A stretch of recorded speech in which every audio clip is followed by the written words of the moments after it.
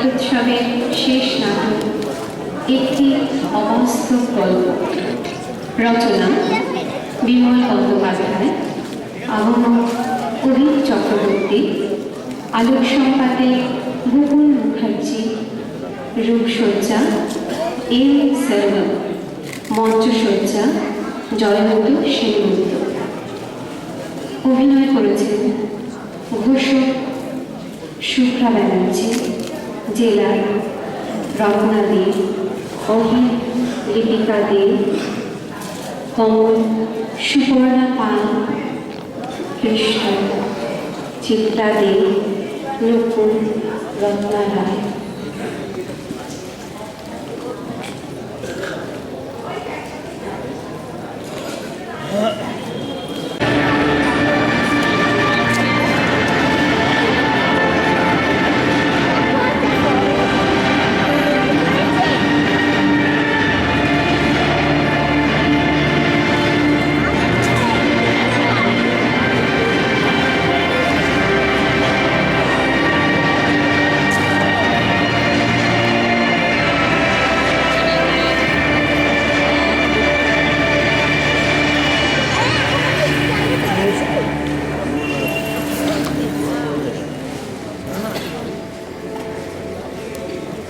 আবার পরিচয় করিয়ে দিই, ঘোষক শুভ্রা ব্যানার্জি।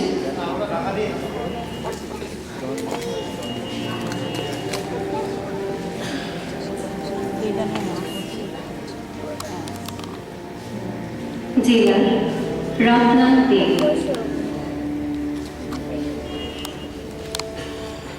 অহিন লিপিকা দে,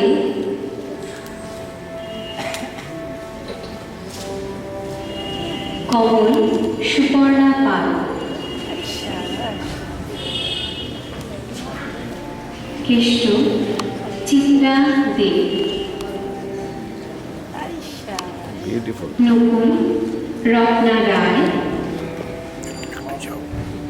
রাম সিং সুপ্রিয়া গাঙ্গুলি। পঞ্চানন বাচস্পতি মালতী ঘোষ, ডাক্তার পাপিয়া দেবরায় এবং কমণ্ডল চরিত্রে রেখা দাশগুপ্ত।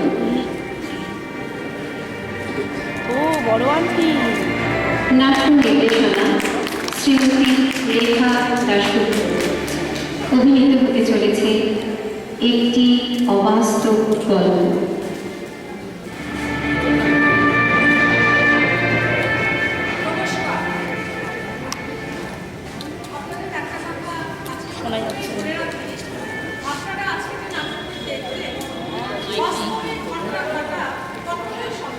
সাউন্ড বাড়ান। আচ্ছা, একটা কথা আপনাদের জিজ্ঞাসা করি, আপনারা কি মৃত্যুদণ্ডের পক্ষে? আর সেই মৃত্যুদণ্ড যদি হয় ফাঁসি? আমি জানি আপনাদের মধ্যে শতকরা 61 জন বলবে হ্যাঁ, শতকরা 28 জন বলবে জানি না, আর শতকরা 11 জন বলবে জানি না বা অত ভেবে দেখে নেব। আমি জানি আপনারা যে 61 জন হ্যাঁ বলবে, তাদের যদি জিজ্ঞাসা করি ফাঁসি সম্পর্কে কোনো ধারণা আছে, আপনারা বলবেন না। কেননা যারা ফাঁসি দেয় তারা বাইরে এসে মুখ খোলে, আর যার ফাঁসি হয় সে বাইরে এসে বলতে পারে না যে মশাই আমার এইভাবে ফাঁসি হয়েছিল। তাই চলুন আজকে একটা চান্স নেওয়া যাক, আপনাদের দেখিয়ে নিয়ে আসি। হ্যাঁ, আজ একজনের ফাঁসি হবে, আজ কম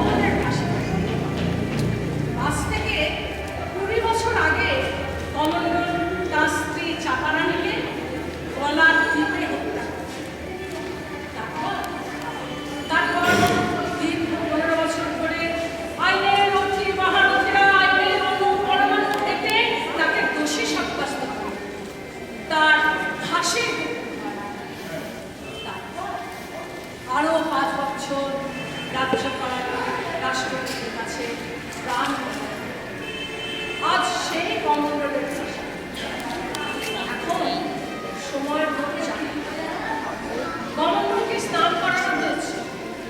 তারপর জেলার সাহেব তাকে সস্নেহে জিজ্ঞাসা করছেন যে শেষ সময়ে কি খেতে ভালোবাসে। জোরে হলে ভালো।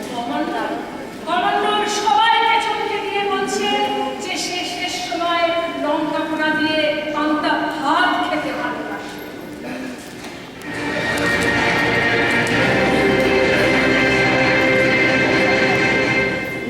বেটা, আমি ভাবলাম বেটা ছেলে কিছু খাইনি, নিশ্চয়ই সন্দেশ রসগোল্লা খেতে চাই, তাই আমি নিজে বাজারে গিয়ে সেরা মিষ্টি দই কিনে আনলাম। এই খুশিটা বলে কিনা লঙ্কা পোড়া দিয়ে পান্তা ভাত। বলতে পান্তা ভাত আমি এখন পাই কোথায়? আমি খুঁজলাম কি জেলা সাহেব হাতে জল ঢেলে দিলেই তো পান্তা হয়ে যায়। বলে কি বেটা, হাসির আসামি বলে কথা, ওকে চিট করেছি শুনলে গভর্নমেন্ট আমাকে ভিট করে ছাড়বে না। ও কি মুশকিলে পড়া গেল। আমি বলছিলাম যে জেলা সাহেব পান্তা ভাত খাওয়াতেই হবে। বলে কি বেটা, হাসির আসামি শেষ ইচ্ছে বলে কথা, ওকে পান্তা ভাত না খাওয়ালে গভর্নমেন্ট আমার চাকরি খাবে না। কি মুশকিলে পড়া গেল। সারা জীবন সুনামের সঙ্গে চাকরি করে শেষকালে কিনা দুটো পান্তা ভাত। আটকে যাচ্ছে। ও, মনে পড়েছে। নকুল, নকুল, বলুন স্যার। তুমি একবার আমার কোয়ার্টারে যাও, গিয়ে মেম সাহেবকে জিজ্ঞেস করবে কাল রাতে ছোট খোকা একা করছিল বলে ভাত খায়নি, ভাতগুলো কি ফেলে দিয়েছে? আচ্ছা স্যার। আরে শোনো শোনো, যদি বলে না ফেলে দিইনি, জল দিয়ে রেখে দিয়েছি, তবে থ্যাংক ইউ বলে ভাতগুলো একটা থালায় করে নিয়ে আসবে, আর সঙ্গে গোটা দশেক লঙ্কা পোড়া। আচ্ছা স্যার। হ্যাঁ শোনো, বলুন স্যার। যাবার সময় আমার অফিস ঘরটা একটু ঘুরে যাবে, দেখবে ওই টেবিলের উপরে দই মিষ্টি রাখা আছে, ওগুলো মেম সাহেবকে দিয়ে ছোট খোকাকে খেতে দিতে বলো। আচ্ছা স্যার। হ্যাঁ শোনো, বলুন স্যার, দইটা ওকে দিতে বারণ করো, ঘর করে রাখতে পারবে, রাত্রে আমি বাড়ি গিয়ে খাবো। আচ্ছা স্যার। কি হলো, দাঁড়িয়ে রইলে যে? না স্যার, আপনি যদি আর কিছু বলার থাকে। না, আমার আর কিছু বলার নেই, তুমি এখন যেতে পারো। আচ্ছা স্যার। হ্যাঁ শোনো, তাড়াতাড়ি এসো। আচ্ছা স্যার।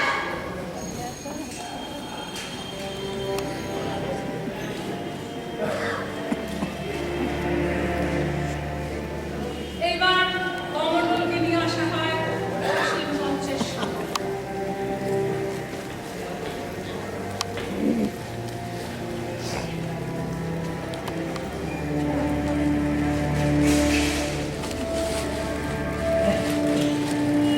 অমিত, জায়গায় এসো। কমণ্ডলকে জায়গায় নিয়ে এসো।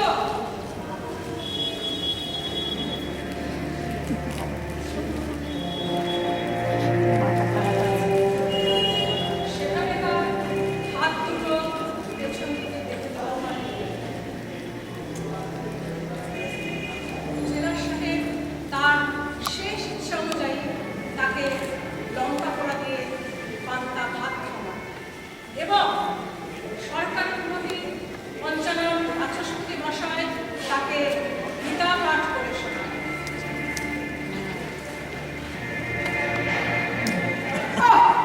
এই আরেক লেখা, ঠিক 4:55 ঝোলাতে হবে, আর সেই থেকে বাচস্পতি কি অপচয় করে চলেছে কে জানে। আমি বলছিলাম যে জেলা সাহেব একটু তাড়া মারুন না। না না বেটা, তাড়া মারাটা ঠিক হবে না। আসলে বুঝলেন না, সরকারি পুলিশ বলে কথা। কি সরকারি পুলিশ? আরে বাবা, ঘড়ির কাঁটা তো আর সরকারি পুলিশের দিকে তাকিয়ে বসে থাকবে না, সময় হলে সে হুড়ুক করে ঘুরে যাবে। আরে ও মশাই বাচস্পতি, আপনার হলো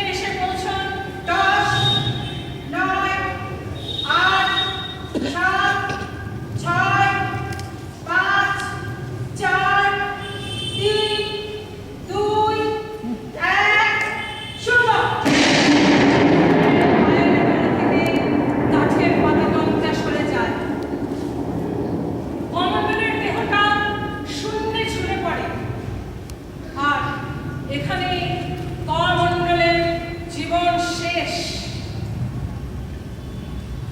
আর আমাদের নাটক শুরু।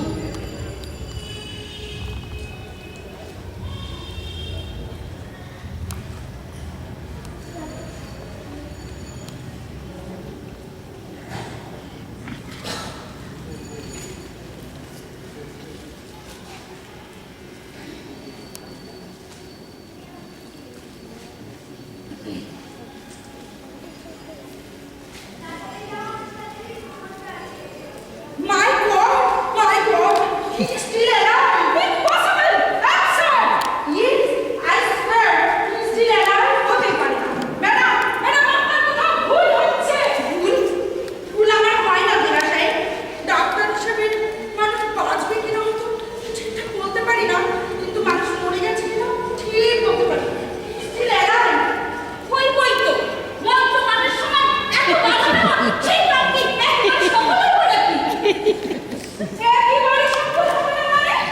ওকে কি আবার ফাঁসি দিতে হবে নাকি? করবেন স্যার, সরকারও খুব বলছে hang him dead. Doctor madam, is it really possible?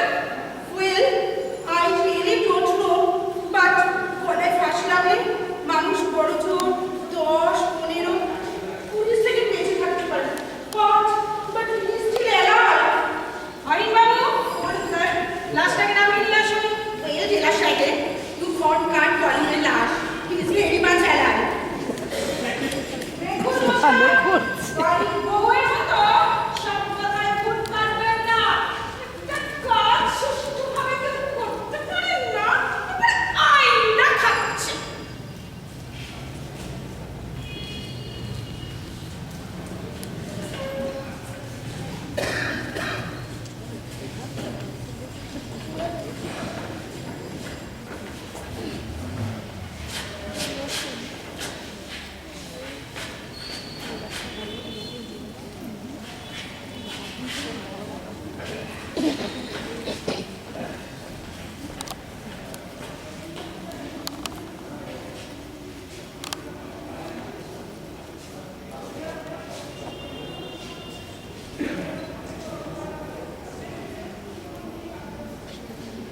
কমল, কি করবো বলো?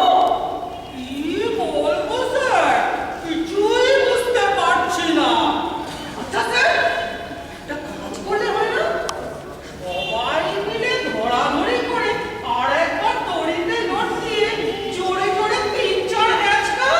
না না বাবু, আমি আইন বলছি যে যে লোকটার ফাঁসি হবে সে মৃত্যুর পূর্ব মুহূর্তে জেনে যাবে যে সে এই অপরাধ করেছিল, আর তাই তার ফাঁসি হচ্ছে। কিন্তু স্যার ওটা কোনো জ্ঞান নেই। আচ্ছা, একটা কাম করলে হয় না? জল টল দিয়া কোনো রকম ওর জ্ঞানটা ফিরিয়ে নিয়ে এসে আমার প্রথম ঠিকানা নেই থেকে, মানে সেই পান্তা ভাত থেকে। আই এম সরি, আমার বাড়িতে আর পান্তা ভাত নেই। না না স্যার, আমার কাছ থেকে সব কিছু শুরু করার কি দরকার? কোনো রকমে গায়ের বয়ানটা শুনে ওর জ্ঞানটা ফিরিয়ে নিয়ে এসে ঝুলিয়ে দিলেই তো হবে স্যার। কি আর কি? আমি কি এখানে ঘাস কাটতে আসি নাকি? আমার একটা এক্সট্রা পেমেন্ট মাঝে মারা পেয়ে যায় না? না না, ওই সব হইব না। আপনার ওর জ্ঞান ফিরিয়ে নিয়ে আসেন, আমি আবার মন্ত্রটা করে শুয়ে যাচ্ছি। জোহার মশাই, আপনার মন্ত্রী আর কাজ নেই। আপনার ওই সব ভুলভাল সংস্কৃত শুনে বোধহয় ওর প্রাণটা বেরোতে চাইছে না। ডাক্তার ম্যাডাম, দেখুন তো কোনো রকমে ওর জ্ঞানটা ফিরিয়ে আনা যায় কিনা।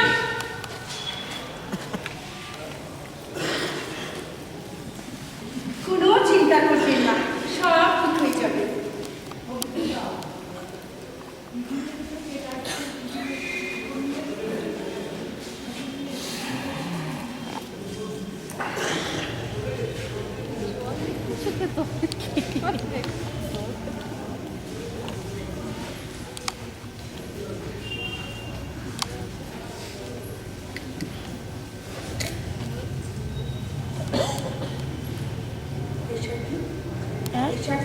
পেশা দিতে বলছি।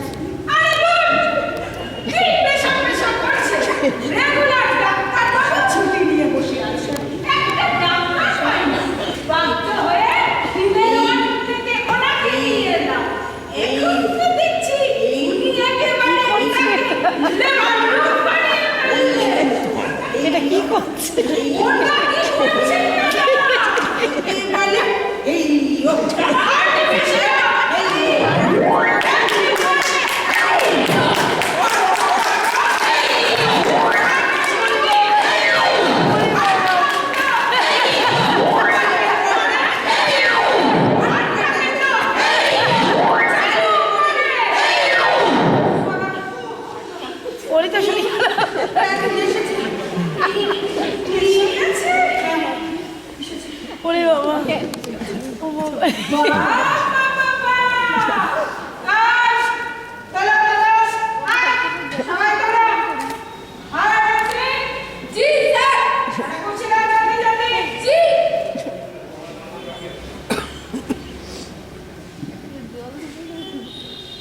ও আছে না, তাই জ্ঞান ফিরে গেছে।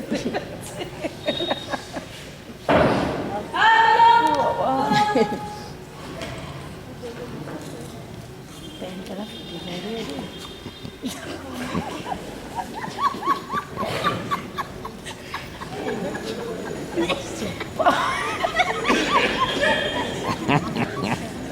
কোথায় হবো?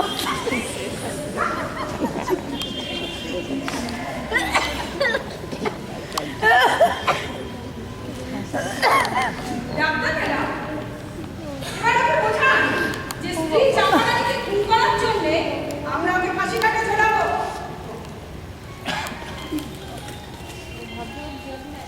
কমলা দেবী, আমার তো কমলা দেবীকে ফেলেছে। সরি, আসলে কমলা দেবী তো লেবার রুমে এসেছিল। ও লেবার বারবার নামটা জানি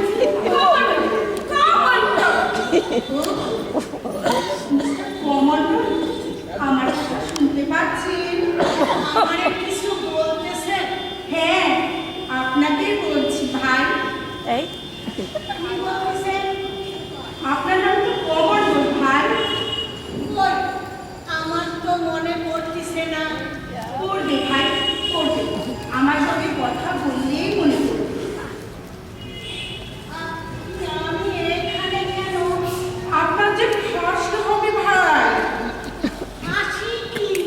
এই রে। আচ্ছা, সম্মত উপায়ে গলায় দড়ি দিয়া ঝুলানো। ও বাবা, ফাঁসি মানে হচ্ছে ভাই মানে মৃত্যু ঝোলানো। এরা সবাই আপনাকে ঝোলাবেন ভাই। আমার ঝোলালে কি হবে? ঠাকুর পড়ে যাবে। মরা কি? দেখুন, একটা জটিল কাজের সময় এরকম ডিস্টার্ব করলে দেখুন মশাই, আর একটা কথা বললে খুব খারাপ হবে কিন্তু। ডাক্তার বেটা, প্লিজ অপারেশনটা একটু মুখ চুরি করুন। মরা মানে ভাই বেঁচে রাখাটা। বাঁচা কি? বাঁচা মানে বাঁচা, এই যেমন আমরা বেঁচে আছি। আমরা কি বেঁচে আছি? না, কি উত্তর দেবে দাও? নিশ্চয়ই বেঁচে আছেন ভাই। মুখে আলো পড়ছে না। সকাল তুমি আপনি চেয়ারে বসে আছেন। একটা মাওলা তো মাওলা। অফিসে এতগুলো ছাড় পোকাওয়ালা চেয়ার ছিল, একটা আনতে পারলি নে? একটা বসেই দেখবে তো বেঁচে আছে না মরে গেছে। যদি না থাকে, তাহলে চুপ করে থাকো।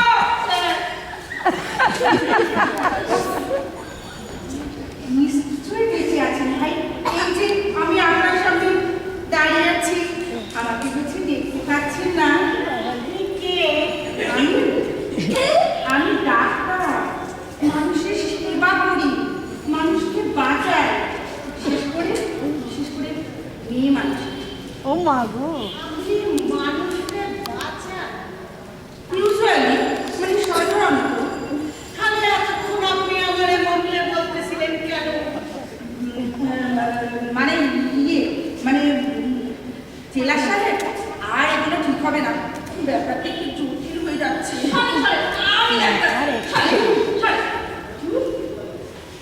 ওহে কমান্ডো, চিনো আমারে? না, চিনো না? তোমার তো চিনোনের কথা না। তোমার তো আগে কখনো ফাঁসি হয় নাই। শোনো হে, আমার নাম অঞ্চনা বাচস্পতি, সরকারি পুরোহিত। জেলে খবর পূজা করি। জেলা সাহেবের বাড়ি শনি পূজাও করে থাকি। এই মানে হাটের কাছে এই কথাটা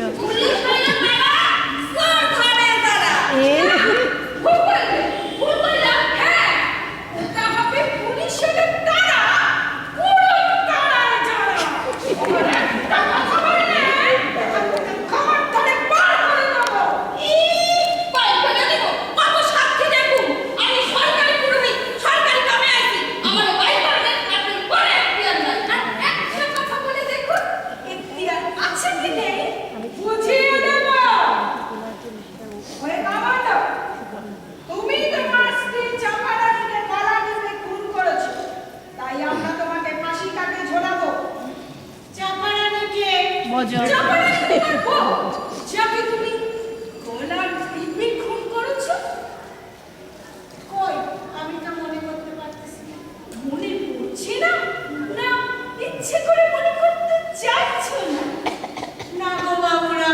সত্যি বলতেছি আমার কিছু মনে পড়তেছে না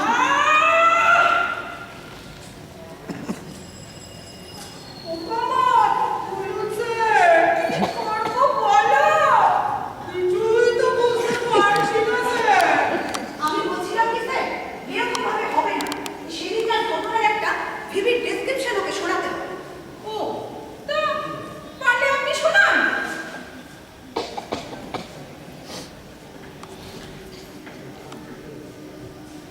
কমলপুর কমলপুর খড়দাকে তোমার বাড়ি ছিল বাড়িতে তোমার অন্ধপুরো বাপ তোমার 3 ছেলে মেয়ে আর তোমার বউ চাপা সেখানে একটা রোলিং মিলে তুমি কাজ করতে মাইনেটা তোমার ভালো ছিল কিন্তু ওই যে তোমার অনেক বদ দোষ ছিল তুমি প্রচন্ড নেশা করছিলে এমনকি ওই খারাপ পাড়াতেও তোমার যাতায়াত ছিল কমলপুর যাই হোক হঠাৎ একদিন শ্রমিক অশান্তির জন্য তোমাদের কারখানার মালিক তোমাদের কারখানা বন্ধ করে দিতে বাধ্য হলো কমলপুর তোমার বাড়িতে অভাব দেখা দিল। কিন্তু তবু তোমার নেশার পয়সা জোগাড় করতেই হবে কমলপুর একদিন যখন কারখানার সামনে তোমাদের শ্রমিক ইউনিয়নের নেতারা তোমাদের উস্কে দিয়ে বক্তৃতা করছিল কমলপুর তখন তোমার আরো নেশা করতে ইচ্ছা করছিল তুমি নেশা সন্তানের কাবুলে আমার কাছে টাকা ধার চাইলে সে তোমাকে টাকা দিলে না কমলপুর তখন তোমাকে এক বন্ধু প্রচুর মদ খাওয়া আর নেশায় রং হয়ে তুমি বাড়ি ফিরলে তুমি তোমার অন্ধপুরো বাপকে গালাগালি দিতে লাগলে টাকার জন্য তোমার ছেলে মেয়েরা খিদে কাতর হয়ে কাঁদতে লাগলো কমলপুর তুমি তোমার প্লিজ আমার কাছে টাকা ধার চাইলে সে টাকা দিলে না তখন তুমি সামনে পড়ে থাকা একটা থালা তুলে নিলে বিক্রি করে মদ খাবে বলে আর তোমার চাপা বাধা দিলে তুমি তাই গলাটা টিপে ধরলে কমলপুর চাপা পড়ে গেল কমলপুর মনে পড়েছে সব কথা না না তাকে ফাঁসি হবে না भैया जी हिंदी में बताने से कुछ দেখো না দস্তার মাওলা দেখছি মাতৃভাষাতেই কাজ হচ্ছে না তার আবার হিন্দি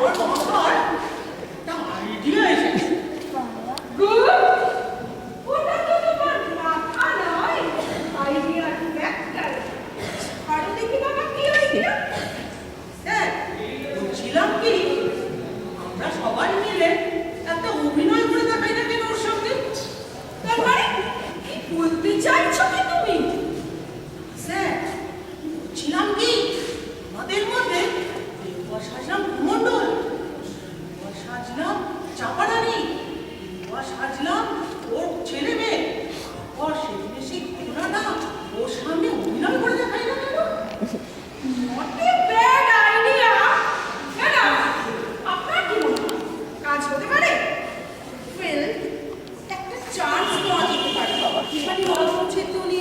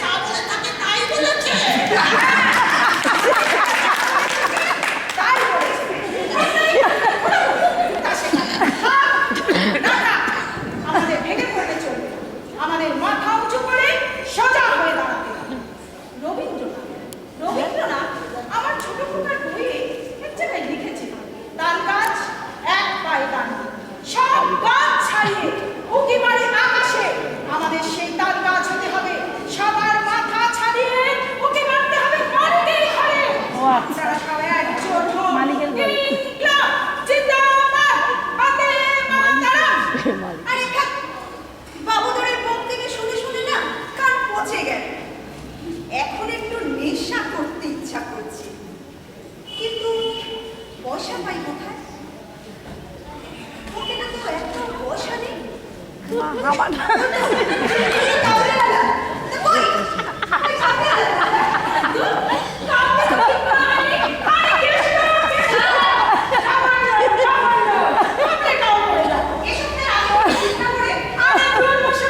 আপনি যে আমার কাপড় রাখবেন তা কি জানা ছিল? কি খবর মন্ডল বাবু, কেমন আছেন? না ভাই, ভালো নেই। আজ 3 মাস হয়ে গেল কারখানা বন্ধ হয়ে গেছে। তাই তোমার কাছে এসেছি। আমার কাছে? আমার কাছে কেন?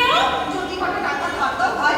টাকা ধার আপনাকে পাগল না মুক্তা ফরাস?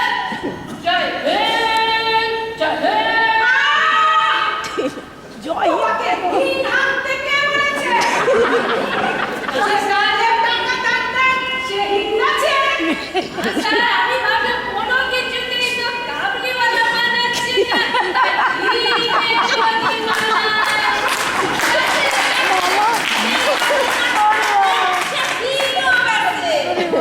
জানেন না, তা নিয়ে বেশি কথা বলবেন না। চাপা। দেখেছেন? যে কাবলের টাকা ধার দেয়, সে হিন্দ আছে? হ্যাঁ, দেখছি তো সেই ছবির সাথে কাবলিওয়ালা ছবিতে। ধুর মশাই, স্যার, এই সামান্য ব্যাপারটা নিয়ে আর প্রমাণ নষ্ট করা কোনো মানেই হয় না। এটা খুব মাইনর পয়েন্ট। আর অহিবাবু, আরেকটা রোলে চলে গেল। ব্যাপারটা একটু রিয়েলিস্টিক করুন। দেখবেন সফিস্টিকেটেড কথাবার্তা আমাদের কাছে লোকেরা দিতে পারে না। একটু গালাগালি করুন। পারবো না স্যার। গালাগালি দিতে পারবো না। কেন? কি ব্যাপার? আগে স্যার, গালাগালি দিতে পারবো না। দিব্যি দেওয়া আছে যে। তার মানে কিসের দিব্যি? স্যার, ওই পুলিশের চাকরিতে ঢোকার পর থেকে না মুখ খুব খারাপ হয়ে গেছিল। যখন তখন গালাগালি বেরোতো। কিন্তু বিয়ের পর শ্বশুরবাড়ি গিয়ে ধুলোপান করতে ওরে বাবা। শ্বশুরমশাইয়ের সঙ্গে গল্প করতে করতে না 2-4টে কাঁচা বেরিয়ে এলো। দেখিয়ে দিল, গালাগালি করলে না আমি বড় মুখটা দেখবো তো স্যার। এটা লিখে আপনি বলেছেন এক কাজ করুন। এই চাকরিটা ছেড়ে দিয়ে একটা পাঠশালা খুলে বসুন। যাকে নিন ধরুন। স্যার, আমি বলছিলাম কি কমলের বারটা আপনি করুন না স্যার। আর সত্যি বলতে কি to make it more realistic sir, একটু আপনার গালাগালি পড়া উচিত। আর ওটা আপনার আসেই ভালো স্যার। খারাপ কথা কইলে আমি কিন্তু এইখানে থাকুম না ব্যাস। সরকারি কাজে এসেছে, অত নীতি কথা মেনে চলা যায় না। ঠিক আছে, কমন্ডলের পাঠটা না হয় আমিই করছি। আর গালাগালি দাদা একটু কমই দেবো।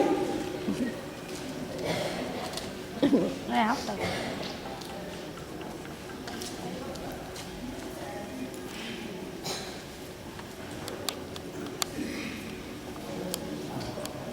তাহলে শুরু করুন।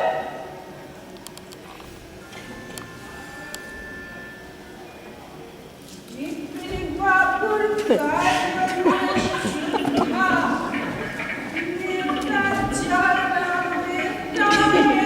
কতবারে খাবো ব্যাস গেছে রে গেছে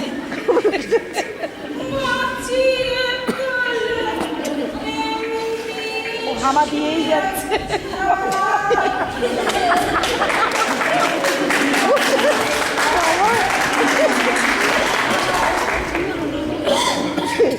কারণ শুধু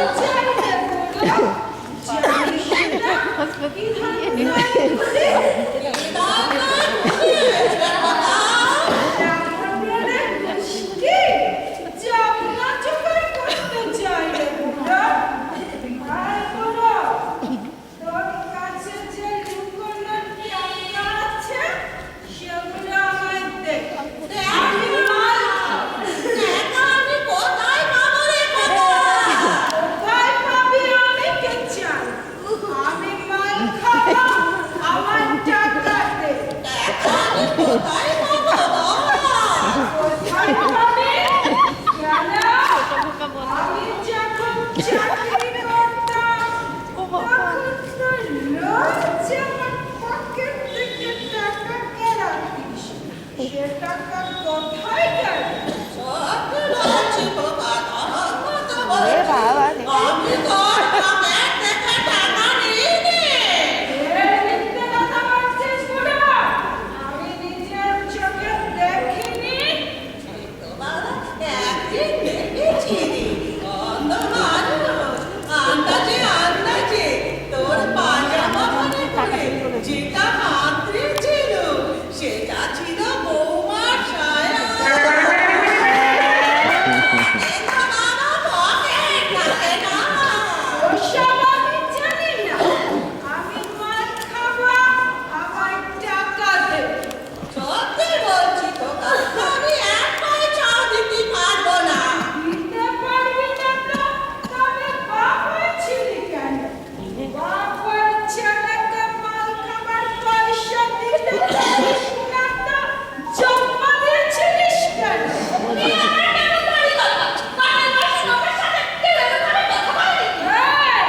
তুই চুপ করে থাক। না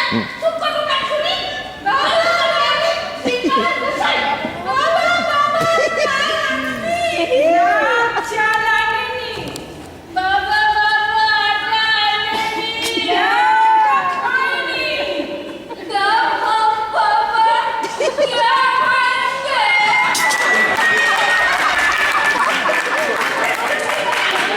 একটু বললো কি খাবে क्या खाए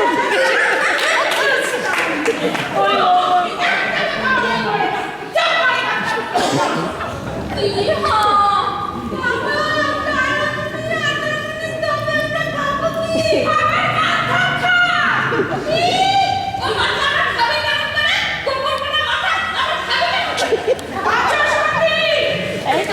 चापा ভুল করে বললো না না আমি শুনেছি আপনি যেখানে সেখানে বলে বেড়ান জিলা সাহেবের মাথায় গোবর পড়া ও আবার রিয়েল লাইফে এই রে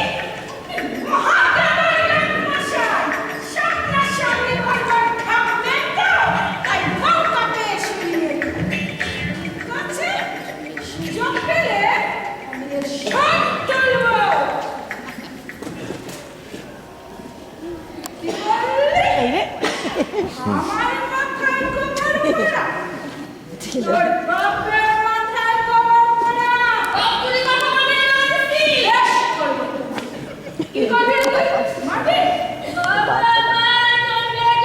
তোমরা যাবে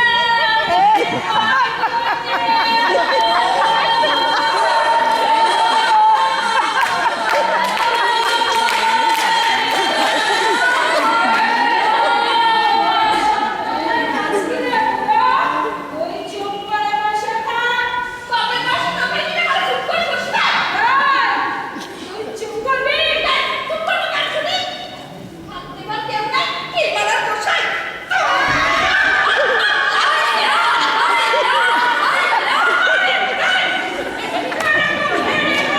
কেউ একদিন করলে তার একদিন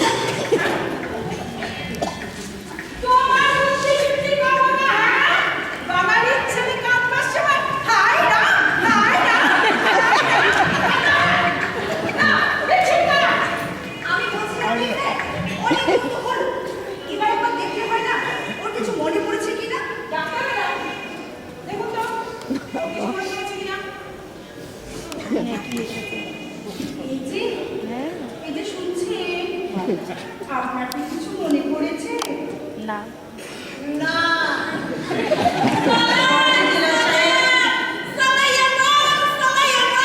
আমার তো খুবই ভালো লাগতেছে সেই তো আমি বাল্যকালে যাত্রা করছিলাম প্রতিবাদে কি হলো আমার মনে না জানেন কত বানিয়ে বানিয়ে ডায়লগ বলতে হচ্ছে এইসব ডায়লগ সকলদেরই জানার কথা সকলদের ঘরেই তো বুদ্ধি আছে আমার বুদ্ধি আছে ঠিকই কিন্তু তার সঙ্গে আমার ঝগড়া হয় তিনি আমাকে যথেষ্ট স্নেহ করে স্নেহ করে আসলে কেন আমি বলবো? আগে আগে না দেয় স্নেহ কথাটা ঠিক এই ক্ষেত্রে প্রযোজ্য নয়। আসলে স্নেহ ক্ষেত্রে না বড়দের ক্ষেত্রে জানি জানি আপনি বোধহয় জানেন না আপনাদের বৌদি আমার থেকে 5 বছরের বড়। যাকে নিন ধরুন বাচস্পতি। এবার কেমটাই পিস করার বসাই। আমি জানা যেখানে ভালো ভালো খেতে পাবে সেখানে চলে গেলেই তো পারিস। যাবই তো, সেদিকে দুশো যায়, সেদিকে চলে যাবো। চলে যা, কে তোকে বাধা দিয়েছে? তোর বাপের সাথে তাকে তো নিয়ে যাক না তোকে। আমার বাপ বলতে দিতে হবে কেন? যে এখন বিয়ে করতে গেছিলে, তখন তো আমার পায়ে ধরে সেজেছিলে। হয়ে গেছিল আমার পায়ে ধরতে। বরং তোর বাপই আমার পায়ে ধরেছিল। মিছে কথা বলবেনি বলেন কি আমার বাপের নামে? মুখে মোটা করবে, খুব খুশি করবে।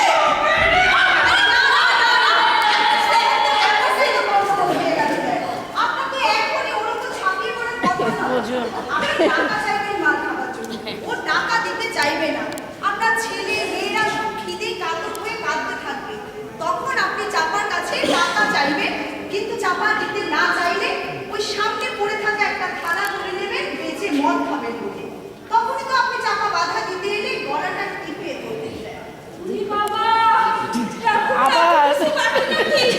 আসলে সাহেব, কত দূরে তোমার টিপে ধরবে কি? আমার কত ব্যথা লাগে। আমার পক্ষে কোনো সম্ভব নয়। একদিনের সময় জামা মুড আসবে তেমন হবে। এই যে, এখানে আমি ইশারা করলে তোমরা খিদে পেয়েছে বলে কাঁদতে থাকবে। নেই, ধরুন বাচস্পতি। আমার বাপের নামে মিছে কথা বলবেনি বলেন কি? খুব খুশি করবে, মুখে মোটা করবে।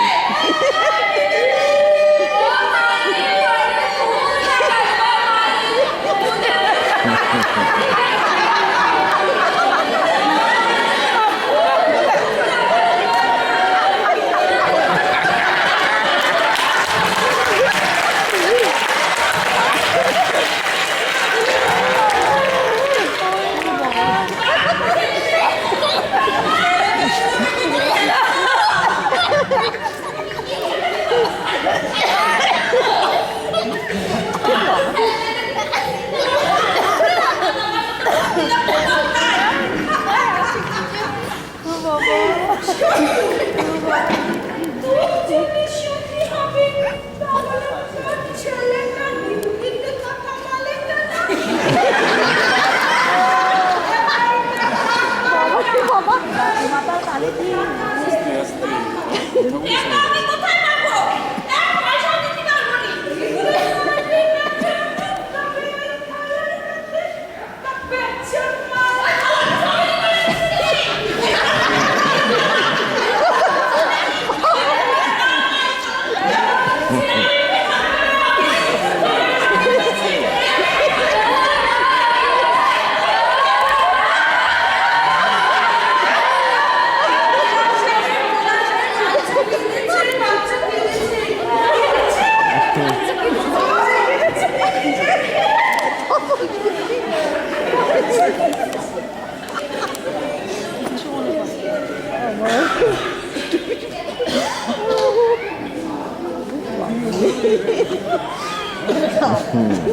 ও বাচস্পতি মশাই! বাচস্পতি মশাই! আর acting করতে হবে না, কোমরটা বেঁধেছে। ও বাচস্পতি মশাই! আবার বলে গেল বাবা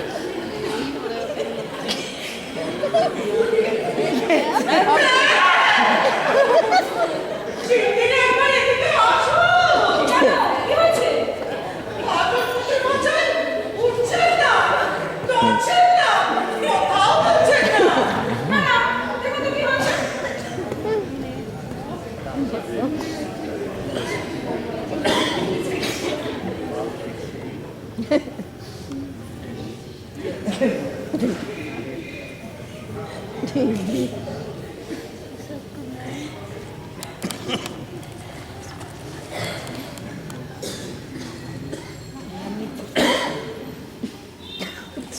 খুব এখনই বুঝবে শাস্তি হবে I am sorry.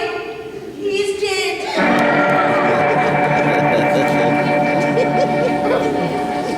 যখন শাস্তি দেবে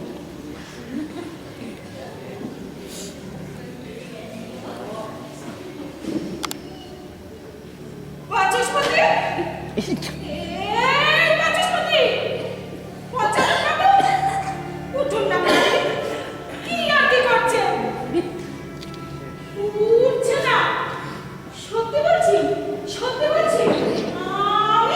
আমি আস্তে করে গলাটা টিপে ধরেছিলাম। কি বলছি? ও মরেনি? তাহলে ডাক্তারবাবু, প্লিজ একবার দেখুন না। না, সেই লিঙ্গ বাড়ি কিনা আরেকবার চেক করুন না, প্লিজ। শুনুন আপনি নিরাশায় সর্দিকে দিয়ে না, কি হতে পারে না। বাচস্পতি! বাচস্পতি! বাবা আমার, দাদা আমার, ভাই আমার, ওটা ভাই ওটা, একবার চোখ খুলে তাকাও। এই রে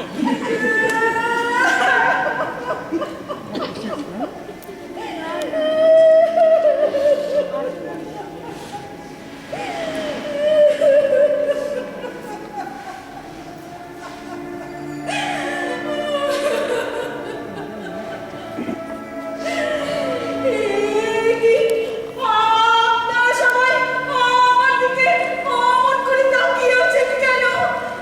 বিশ্বাস করুন, বিশ্বাস করুন,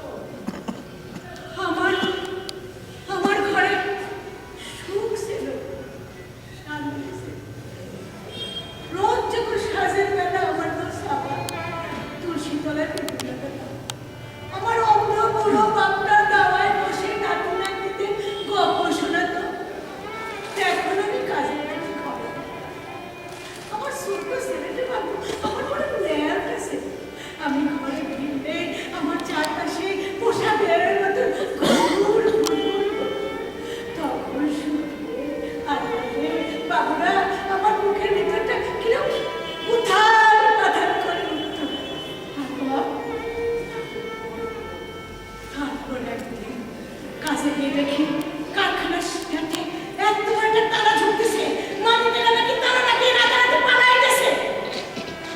দিনের পর দিন বসে থেকেছে জ্ঞানের সাথে। আজ নাও কাল তাড়াতাড়ি খুলবে, আর তোমার মাসের পেটের ভাত ছেড়ে নিয়ে তারা তো বেশি দিন পালাই করতে পারবে না। তারপর কিন্তু কারখানায় গেলে তালাটা ফিরে ফিরে কারখানার ভেতরে সাজানো বাগান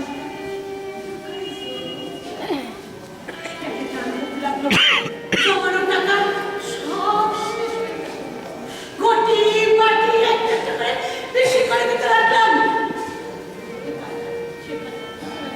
একটা একটা কাজের আশা, কিন্তু কিন্তু কেউ কাজ দেবে না। চাষি ছিলাম, চাষ করে খাবো, নাই মাথা করে নিজের জমি ছেড়া আমি পরে জমিতে নামো দেবো। এক শতক জমি আমার কেটে দিল।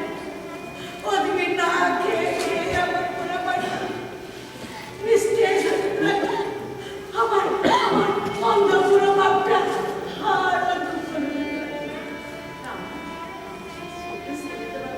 যে আমার খুব ন্যায় ছিল, সে কেমন ট্যাপ ট্যাপ করে হাসি খুলে আমার দিকে তাকায় থাকতো। যেন যেন তাদের চোখ দুটো বন্ধ।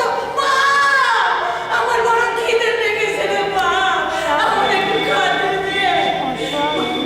বাবুরা, আমি কখনো চোখের সামনে থাকতে পারতাম না। আমি পালাইছিলাম, আমি নাচছিলাম। তারপর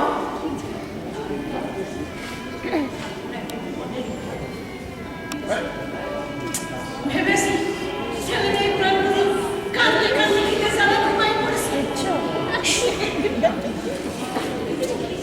আমার ছেলে মেয়েগুলো ভাত খাচ্ছে। বাবুরা, সার পানি কোথায়? ভাত খাচ্ছে কি করে? ঘরে কেন চা ছিল না? আমি চাপার মশলাতে চাপা আমি পাশে ঘরে সার করে করে আসছি। আগুন জ্বলে উঠলো। বাবুরা, না, ওই শরীর খারাপ সাথে ভাত আমি আমার সন্তানদের খেতে দেবো না। চাপা চোখ এসে বললো, ওগো, ওরা অনেক কিছু খায়নি, অনেকদিন আলু পেটে থেকেছে, ওদের একটু খাতি দাও। আমি আমি ছুটে যাচ্ছিলাম ভাতের থালা টান মেরে ফেলে দিকে। চাপা ছুটে এসে বললো, ওদের পায়ে ধরি, ওদের একটু খেতে দাও। শুনলাম না, আমি সাপারে জোর করে ঠেলে সরিয়ে দিলাম। অনেকদিন কিছু খাইনি, আমার ধাক্কাটা সহ্য করতে পারলো না। গলার মধ্যে হাতটা পড়লো, সাপা পড়ে গেল। বাবুরা, সাপা, আমার সাপার আমার সাপা পড়ে গেল।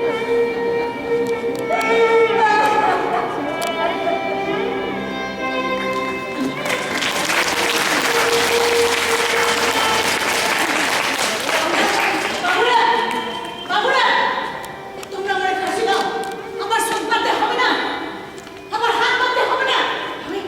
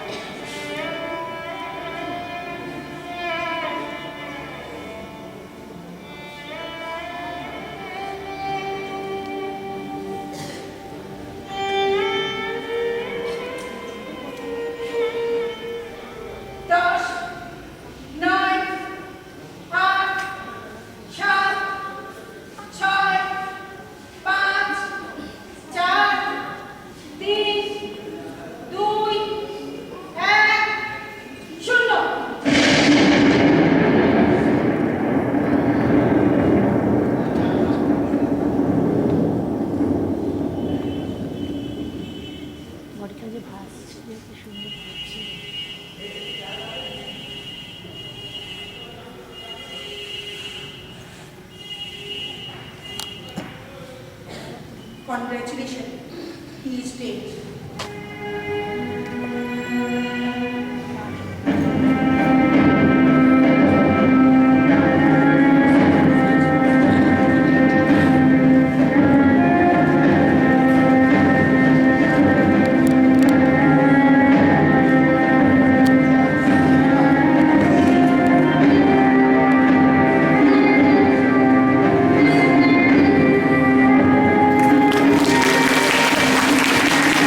আসলে আমাদের এই কন্যাগর নবগ্রামে আমরা প্রথমে কাজ শুরু করেছিলাম ছোট বড় সবাই মিলে। আমরা কিছু মেন্টালি রিটায়ার্ড ছেলে মেয়ে স্পেশাল চাইল্ড কাটুয়া বিভিন্ন জায়গাতে তাদের জন্য কিছু কাজ করা, আজও সেই কাজ আমরা করে যাচ্ছি। করতে করতে আমাদের মনে হয়েছিল যে তাদের জন্য কিছু করতে গেলে তো আমাদের কিছু রোজগার চাই। হ্যাঁ, তো তখন থেকে আমাদের মাথায় এলো যে আমরা সংস্কৃতির চর্চা, বিশেষ করে নাটকের চর্চা করব। সেই চিন্তা নিয়ে আমরা ছোট ছোট বাচ্চাদের নিয়ে এখানে একটা চর্চা কেন্দ্র শুরু করেছি। তো একত্রভাবে বর্তমানে ছোটদের একটি গ্রুপ আছে নাট্য, বড়দের এটা একটা মজার গল্প আমি বলতে দিচ্ছি যে আসলে এখানে যারা আপনারা দেখছেন 2-3 জন ছাড়া প্রত্যেকে হয়তো এই প্রথম মঞ্চে এসছে। আমরা প্ল্যান করেছিলাম যে ছোট ছোট বাচ্চাদেরকে যে মায়েরা নিয়ে আসেন, এসে 2 ঘন্টা বসে থাকেন, ক্লাস চলে, আমাদের এখানে ক্লাস করাতে কলকাতা থেকে সবাই আসেন। তখন আমরা প্ল্যান করলাম যে মায়েরা এখানে বসে বসে কেন অন্যরকম আলোচনা করবে, তারাও নাটকের চর্চা করবে। সেই থেকে তারা উদ্যোগী হয় এবং সেখান থেকে আমাদের এই মহিলা নাটকের দল। পাশাপাশি একজনকে পরিচয় করাবো, তিনি আমার মাতৃসম, আমাদের দিদিভাই। জানি না আপনারা চিনতে পেরেছেন কি না, অনেক হয়তো চিনতে পারেননি। তো দিদিভাই আমার উপরে খুব রেগে আছে, বলছে তুই আমাকে এই বুড়ো বয়সে আবার স্টেজে নামাবি। তো আমি খুব জোর করে ওনাকে ধরেছিলাম। তার জন্য আরেকজনকে মানে প্রশংসা না করলে হয় না, আমি একটু মাঝখানে স্থিমিত হয়ে গেছিলাম যে আমি হয়তো এই মহিলাদের নাটকটা মহাদেশে নামাতে পারবো না। তো অমৃতাবোধা এই ব্যাপারে যথেষ্ট আমাকে উৎসাহ দিয়েছিল যে আমি আছি, তুই লড়ে যা, ঠিক আছে। তো আজকে ভালো লাগছে অমৃতাবোধা কিছু মানে যেটা বলা সেটা হচ্ছে মিলনদি রেখা দাশগুপ্ত দিদিভাই, ষাটোর্ধ্ব বয়স। তিনি একটি কথা বলেছিলেন যখন আমাকে পত্রবেরোরা বলল যে দিদিভাই এই পোশাকে তার সমস্ত ছাত্রছাত্রীদের সামনে এই পোশাকে অভিনয় নামতে পারবেন না। আমি